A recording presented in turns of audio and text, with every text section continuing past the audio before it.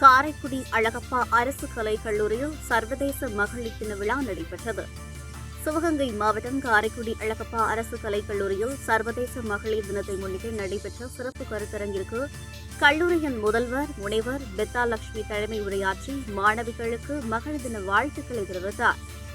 வேதியியல் துறை இணை பேராசிரியர் முனைவர் கஸ்தூரிபாய் வரவேற்புரையாற்றினார்.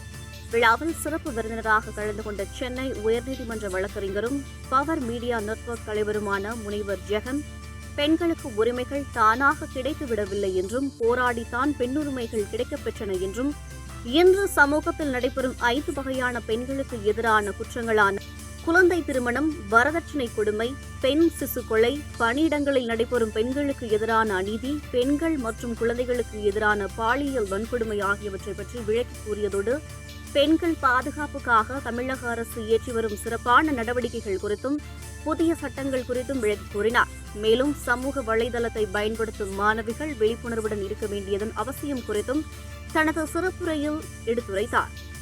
பள்ளத்தூர் அரசு மருத்துவமனையில் பணியாற்றி பணி நிறைவு பெற்ற மருத்துவர் தாமரை வாழ்த்துரை வழங்கினார். விழாவில் வரலாற்றுத்துறை தலைவர் முனைவர் நிலோஃபர் பேகம், மாணவிகள் காளிமுத்து, கயல்விழி, கிருத்திகா, அன்னபூரணி ஆகியோருக்கு சிங்கப்பெண் விருது வழங்கப்பட்டன. இயற்பியல் துறை தலைவர் பேராசிரியர் கவிதா நன்றி கூறினார். இவ்விழாவில் பேராசிரியர்களும் ஆசிரியரல்லா பணியாளர்களும் மாணவிகளும் கலந்து கொண்டனர். விழாவிற்கான ஏற்பாடுகளை கல்லூரியின் மகளிர் மைய ஒருங்கிணைப்பாளர் முனைவர் கஸ்தூரிபாய் மற்றும் பேராசிரியர்கள் கவிதா, ஜானகி ஆகியோர் செய்திருந்தனர். முனைவர் பாரதி ராணி விழாவினை தொகுத்து வழங்கினார். இனிமையான ஒரு சிறப்பான நாளாகும் என்று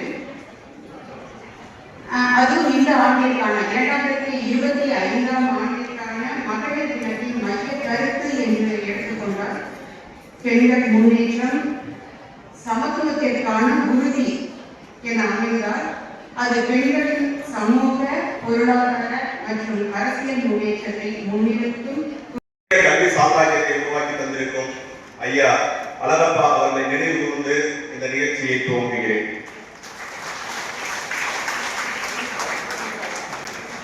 இந்த சர்வதேச